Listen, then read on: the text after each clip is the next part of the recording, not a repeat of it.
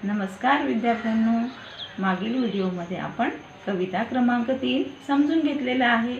आज आपण पाठ क्रमांक 4 गोंड्यांची टोपी समजून घेणार आहे। तर चला बघूया आपण गोंड्यांची टोपी कशी आहे ती। तुम्हाला एखादी वस्तू आवडते, परंतु तीच वस्तू तुमच्या सोबती जे असतात त्यांना आवडेलच असे नाही। कधी ते त्या बाबतीत टिंगलही उडवू शकतात। तर आपल्याला योग्य अयोग्य कळायला पाहिजे।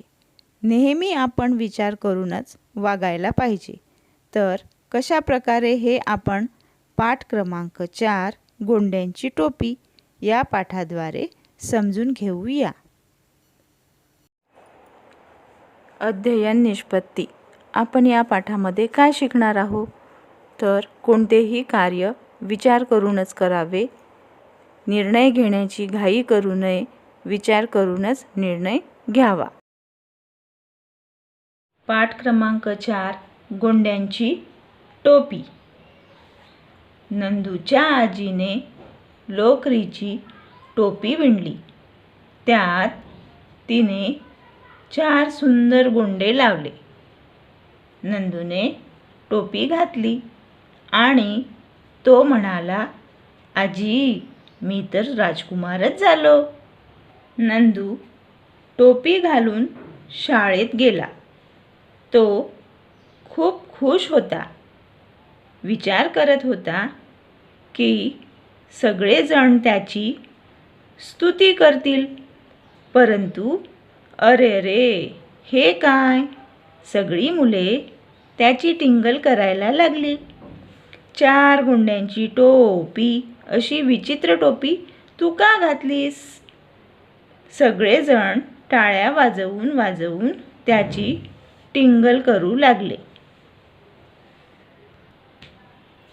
नंदू घरी आला व आजीला म्हणाला, आजी, ह्या टोपीला गोंडे जास्त आहेत, 2 गोंडे कमी कर। आजीने टोपीतले 2 गोंडे कमी केले। नंदू दुसऱ्या दिवशी शाळेत गेला। आता त्याच्या टोपीला 2च गोंडे होते। मुलांनी परत त्याला चिडवायला सुरुवात केली। बघा बघा, नंदूची विचित्र टोपी। नंदू घरी आला। त्याने गुपचूप कात्री उचलली आणि 1 गोंडा कापून टाकला। आता टोपीला केवळ 1च गोंडा उरला होता। तिसऱ्या दिवशी तो शाळेत गेला।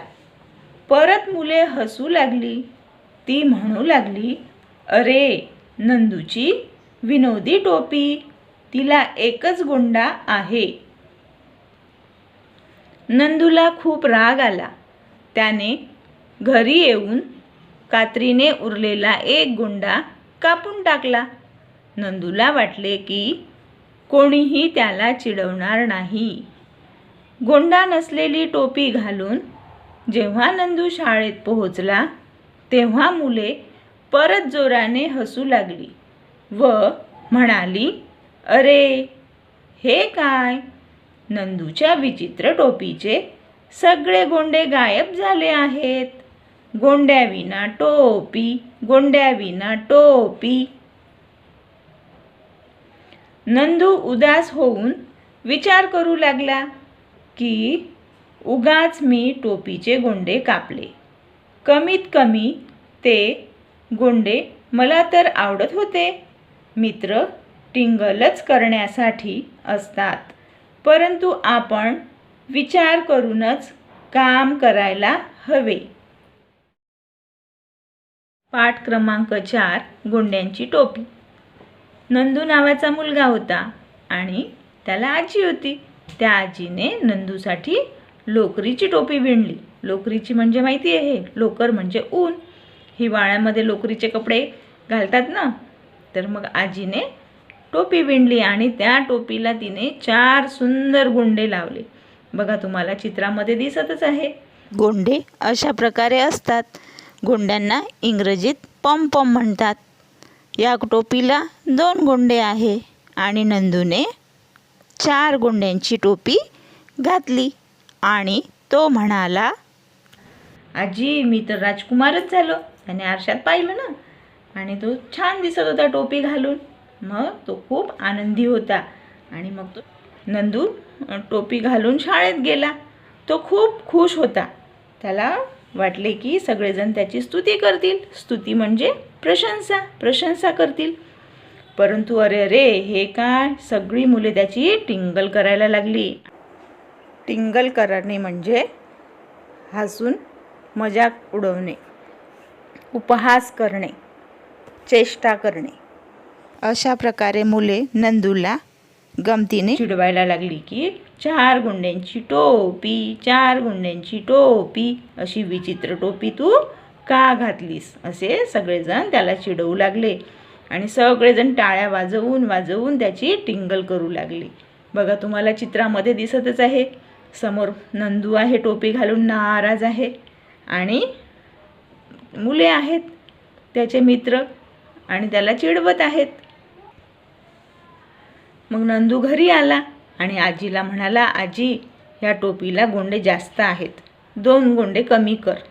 आजीने टोपीतले 2 गोंडे कमी केले. बघा, आजी आहे आणि नंदू आहे. आजी कैचीने म्हणजेच कात्रीने गोंडे कापत आहे. मग नंदू दुसऱ्या दिवशी शाळेत गेला आणि आता त्याच्या टोपीला किती गोंडे होते? 2 गोंडे होते. 2 आजीने कापले ना, मग 2 राहिले. मग मुलांनी परत त्याला चिडवायला सुरुवात केली. बघा बघा, नंदूची विचित्र टोपी. तो विचारात पडला की 4 गोंडे होते तरीही मुले चिडवत होती, आता 2 गोंडे आहे तरीही चिडवत आहेत. मग नंदू घरी आला आणि त्याने गुपचूप कात्री घेतली. यावेळेस त्याने आजीला नाही म्हटले, गुपचूप म्हणजे चुपचाप कात्री घेतली आणि 1 गोंडा कापून टाकला. आता टोपीला किती गोंडे राहिले? 1च गोंडा उरला ना. मग तिसऱ्या दिवशी तो परत शाळेत गेला. परत मुले हसू लागली. ही तो म्हणू लागली, अरे नंदूची विनोदी टोपी, तिला 1च गोंडा आहे. विनोदी म्हणजे विचित्र, हास्यास्पद, वेगळीच टोपी आहे, विचित्र काहीतरी. मग नंदूला खूप राग आला. त्याने घरी येऊन कात्रीने उरलेला 1 गोंडा कापून टाकला. जो होता तोही कापला. आता नंदूच्या टोपीला काही गोंडे राहिले का? नाही, काहीच नाही. त्याने सर्व गोंडे कापलेत. नंदूला वाटले की कोणीही त्याला चिडवणार नाही, कारण त्या गोंड्यावरूनच चिडवत होते ना. नंदूच्या टोपीला 4 गोंडे, नंदूची विचित्र टोपी. मग गोंडा नसलेली टोपी घालून जेव्हा नंदू शाळेत पोहोचला, तेव्हा मुले परत जोराने हसू लागली आणि म्हणाली, अरे रे, हे काय, नंदूची विचित्र टोपी. आणि त्याच्या विचित्र टोपीचे सगळे गोंडे गायब झालेत. गुंड्याविना टोपी, गुंड्याविना टोपी. परत त्याला चिडवायला लागले. बघा, टोपीला गोंडे होते तरीही चिडवत होते मुले आणि आता टोपीला गोंडे नाहीत तरीही चिडवत आहेत. मग नंदू उदास होऊन विचार करायला लागला की मी उगाच टोपीचे गोंडे कापले. कमीत कमी गोंडे तर मला तर आवडत होते, कारण गोंडे त्यांनी टोपी घातली तेव्हा त्याला गोंडे होते आणि तो किती आनंदी होता. त्याला ती टोपी खूप आवडली होती ना. आणि तो आजीला म्हणाला पण की आजी मी तर राजकुमारच झालो. म्हणजेच तो किती आनंदी होता आणि किती आवडली होती. तरीही मित्र चिडवत होते, म्हणून टिंगल करत होते, म्हणून त्याने ते गोंडे कापले. पण कापल्यावरही काही फायदा झाला का? नाही. मित्र चिडवतच होते. म्हणून पहा तो काय म्हणतो, मित्र टिंगल करण्यासाठीच असतात, परंतु आपण विचार करूनच काम करायला हवे. बरोबर आहे ना नंदूचं, की मित्र टिंगल करण्यासाठीच असतात. बरेच जण आपल्याला नाव ठेवतात, पण आपण म्हणजे टिंगल करतात किंवा आपल्याला नावे ठेवतात म्हणून आपण ते काम करायचं का? नाही. आपण योग्य काय आणि अयोग्य काय, चूक काय आणि बरोबर काय आहे हे आपल्याला समजलं पाहिजे आणि सर्व विचार करूनच काम करायला पाहिजे. नेहमी आपण विचार करायचा आधी आणि नंतर काम करायचं, की योग्य अयोग्य आपल्याला समजलं पाहिजे. अध्ययन निष्पत्ती. आपण या पाठाद्वारे काय शिकलो? तर कोणतेही कार्य विचार करूनच करावे, निर्णय घेण्याची घाई करू नये, विचार करून निर्णय घ्यावा. हे आपण समजून घेतले आहे. कठीण शब्द. नंदूच्या. नंदूच्या या शब्दाला जोड शब्द आहेत. तर अर्धाचं त्याला या जोडलेला आहे. दुसऱ्या अर्धा र आणि या दुसऱ्या. गोंड्यांची अर्धा ड त्याला या जोडलेला आहे. तर अशा प्रकारे वाचायचं आहे. गोंड्यांची.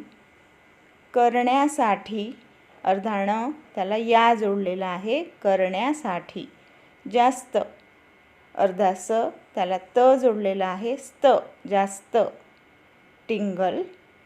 टाळ्या अर्धा ळ आणि त्याला या जोडलेला आहे. तर टाळ्या. राजकुमार. स्तुती अर्धा स त्याला त जोडलेला आहे आणि ऊची मात्रा, पहिल्या ऊची मात्रा. स्तुती. मित्र. विचित्र. गोंडे. शब्दार्थ. लोकर म्हणजे ऊल. सुंदर म्हणजे ब्युटिफुल. विचित्र म्हणजे स्ट्रेंज. स्तुती म्हणजे प्रेज. गायब म्हणजे डिसअपियर. टिंगल म्हणजे जेस्टिंग. विचार म्हणजे थिंकिंग. कात्री म्हणजे सीझर्स. खुश म्हणजे हॅपी. विनोदी म्हणजे ह्युमरस. स्वाध्याय. खालील प्रश्नांची एका वाक्यात उत्तरे पुस्तकामधून शोधून लिहा. 1. नंदूला टोपी कोणी विणून दिली? प्रश्न क्रमांक 2. टोपी घातल्यावर नंदू काय म्हणाला? प्रश्न 3. नंदूने शेवटी काय केले?